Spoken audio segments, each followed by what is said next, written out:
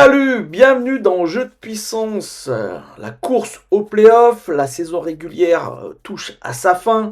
Encore quelques matchs, moins de 10 matchs pour certaines équipes, pour la plupart des équipes d'ailleurs. Et on va voir en ce lundi 31 mars où on en est vraiment, qui sont les équipes qui vont se qualifier. Là, on a déjà vraiment une bonne photographie de ce qui va se passer et quelles sont les équipes qui se battent encore pour essayer de récupérer une place en playoff. On va commencer par la conférence Est avec une équipe qui est déjà qualifiée mathématiquement, comme vous pouvez le voir. C'est les Capitals de Washington qui font vraiment une saison exceptionnelle avec un Ovechkin assez incroyable. Il a encore marqué la nuit dernière. Il lui reste 5 buts avant d'atteindre le Graal, avant de devenir le meilleur buteur de la ligue de tous les temps. Et il lui reste encore 9 matchs, comme vous pouvez voir, 9 matchs avant la fin de la saison régulière pour y arriver. Il n'empêche que les Capitals de Washington, eux, se battent pour le trophée du président. Le trophée du président, c'est cette équipe qui arrive première de la saison régulière. Ça ne veut rien dire du tout, hein. C'est assez rare que l'équipe qui arrive première de la saison régulière gagne la Coupe Stanley. Ce n'est pas arrivé depuis bien longtemps. Les Blackhawks de Chicago ont été la dernière équipe à gagner et le trophée du président et la Coupe Stanley. On va voir du côté de la division Atlantique quelle équipe va arriver première de cette division. Là aussi, il y a encore pas mal de suspense par rapport à certaines divisions. Là, on peut voir que les Maple Leafs de Toronto, grâce à leur victoire la nuit dernière, ont pris un peu d'avance sur le Lightning de Tampa Bay et les Panthers de la Floride qui, eux, ont perdu contre le Canadien la nuit dernière. Vous pouvez voir 3 points, mais un match en main pour le Lightning et pour les Panthers de la Floride. Les deux équipes de la Floride sont pas si loin que ça des Maple Leafs de Toronto et ça va se jouer jusqu'à la fin pour avoir cette première place de cette division atlantique qui donnera l'avantage de la glace pour cette équipe et que cette équipe affronte la première équipe de la wildcard, car la deuxième équipe de la wildcard, ça sera les Capitals de Washington qui l'affronteront parce qu'ils arriveront premiers de cette conférence Est, ça c'est presque sûr. Dans la division métropolitaine, comme je vous l'ai dit, les Capitals de Washington finiront sûrement premiers. Là, c'est vraiment, ça va être très compliqué pour les Hurricanes de la Caroline et encore plus pour les Devils du New Jersey d'aller récupérer cette première place. Je ne suis même pas sûr que mathématiquement c'est encore possible pour les Devils.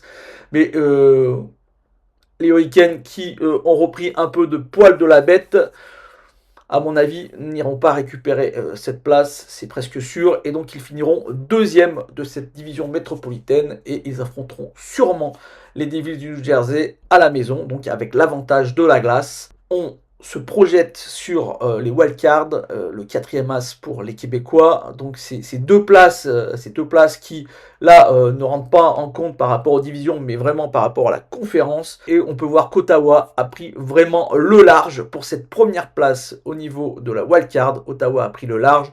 Je pense que pour eux c'est fait aussi. Ils affronteront sûrement la première équipe de la division Atlantique. Pour l'instant, ça serait les Maple Leafs de Toronto. Pour la deuxième, là c'est plus serré. On est un peu dans une course d'escargot, comme je dirais. C'est à quelle équipe sera la moins mauvaise. Et pour l'instant, ceux qui tirent leur épingle du jeu, ce sont les Canadiens de Montréal qui ont récupéré la nuit dernière cette place qualificative en battant les Panthers de la Floride du côté de Miami. Ça, c'était vraiment un très bon résultat. Les Rangers de New York, eux aussi, ont gagné leur dernier match qui leur permettent d'être vraiment à égalité de points, mais avec un match en plus. Et c'est pour ça que les Canadiens de Montréal ont cette première place qualificative. Ensuite, derrière, il y a les Blue Jackets de Columbus, mais comme vous pouvez voir, ne sont pas si loin que ça, hein. Ils ont un match en moins que les Canadiens et 2 matchs en moins que les Rangers de New York. Et ils ont surtout seulement 2 points de différence. Mais comme vous pouvez voir, les séries de victoires ne sont pas extraordinaires, hein. Seulement 3 victoires sur les 10 derniers matchs. Et derrière, il y a encore les Red Wings de Détroit qui peuvent espérer aller se qualifier, ainsi que les Islanders, même si les Islanders, comme vous pouvez voir, sont vraiment sur une très mauvaise série. Ils ont encore perdu la nuit dernière. 3 défaites d'affilée. Ensuite, pour les Penguins de Pittsburgh, Boston, Philadelphie et les Sabres de Buffalo, ça me paraît un peu plus compliqué, même si mathématiquement, tout est possible, mais ça me paraît très très improbable que ces équipes se qualifient. On va passer du côté de la conférence Ouest, et là aussi on a déjà deux équipes qui sont qualifiées, les Jets de Winnipeg et les Stars de Dallas, deux équipes qui se battent pour cette première place dans la conférence Ouest, et en plus qui se battent aussi pour cette première place dans la division centrale. Les Jets de Winnipeg ont un peu plus de points, ils sont un peu plus favoris du coup, vu que cette saison ils ont fait une très très belle saison. Ils ont 3 victoires d'affilée, mais attention, les Stars sont eux aussi vraiment sur une belle série. 7 victoires sur les 10 derniers matchs et une seule défaite lors du temps réglementaire. Donc vraiment les Stars de Dallas sont en feu. L'Avalanche aussi, comme vous pouvez voir, hein, regardez, hein, les 3 premiers de la division centrale sont vraiment en feu. Et d'ailleurs, ils ont raison de l'être, car derrière, ça pousse avec les Blues de Saint-Louis, mais on va revenir sur les Blues de Saint-Louis. On va d'abord passer par la division Pacifique sur les 3 premiers. Les 3 premiers de la division Pacifique, ça ne changera pas à mon avis. Je pense que les Canucks de Vancouver ou les Flames de Calgary sont un peu trop loin pour aller récupérer cette 3e place. Et là aussi, les Golden Knights de Vegas sont plutôt tranquilles pour cette première place dans cette division Pacifique. Et ça va se battre jusqu'au dernier moment entre les Oilers et les Kings pour récupérer cette 2e place qui leur donnerait l'avantage du terrain, sachant que les Kings sont plus en forme pour l'instant que les Oilers. Il faut se dire que les Oilers ont perdu pendant quelques matchs et Draisaitl et McDavid, sachant que Draisaitl est revenu lors du dernier match et a marqué 2 buts, dont le but gagnant en overtime, ce qui lui fait 51 buts. C'est le premier joueur à avoir dépassé la barre des 50 buts dans cette saison régulière. Je suis pas sûr qu'il y en aura beaucoup d'autres qui vont la dépasser, mais voilà, Draisaitl fait vraiment une saison encore incroyable, et c'est sûrement lui qui va gagner le trophée du meilleur buteur de la saison régulière cette saison. Voilà, les Kings et les Oilers vont sûrement s'affronter dans ce premier tour des playoffs. C'est un affrontement qu'on a l'habitude. Les Oilers, ça fait déjà 2 années de suite, même peut-être 3 années de suite qu'ils affrontent les Kings. Les Oilers ont toujours gagné. Est-ce que ça va être la même cette saison? Et ensuite, on va regarder pour la wildcard. Et il y a eu vraiment une équipe qui a eu une série assez incroyable, une équipe qui est très très en forme, c'est les Blues de Saint-Louis, d'Alexandre Texier. On va revenir sur Alexandre Texier qui a joué 3 matchs avec les Blues de Saint-Louis parce qu'il y avait des blessés, il a marqué 2 buts.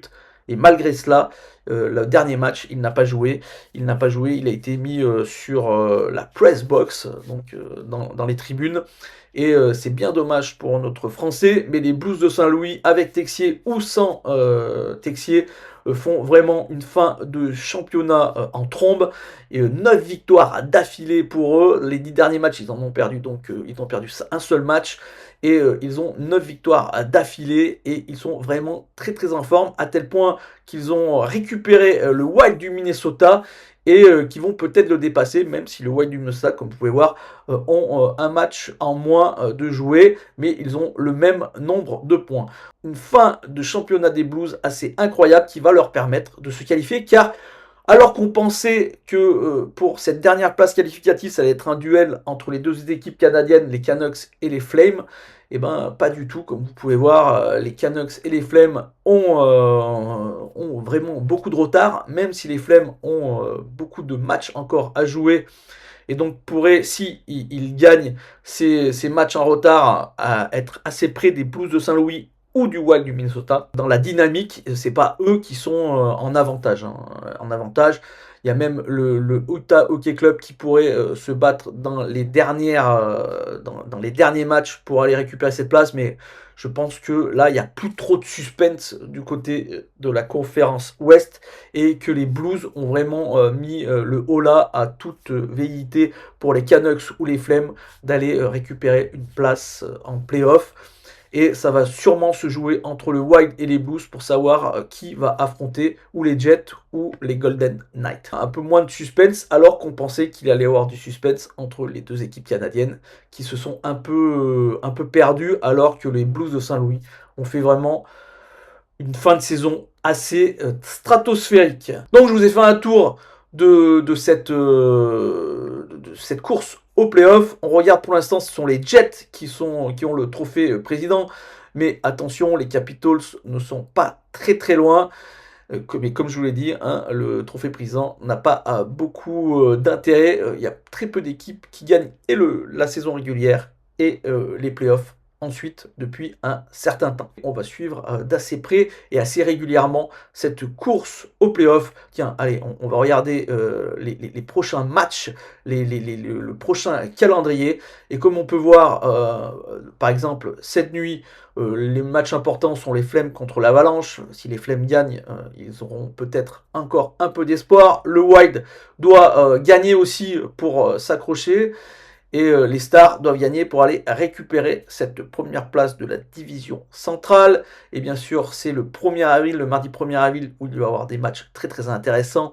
Une revanche entre le Canadien et les Panthers, mais du côté de Montréal cette fois-ci, vu que la nuit dernière, les Canadiens ont gagné du côté de Miami contre les Panthers. Les Sénateurs ont besoin de renforcer leur première place en wildcard. Les Blue Jackets, bien sûr, alors les Blue Jackets, les Islanders, les Red Wings, les Flames toujours, ce sont des équipes qui ont besoin de gagner pour se rapprocher et pour avoir encore un espoir de se qualifier. Les Rangers joueront eux mercredi contre le Wild, match très très important pour les Rangers.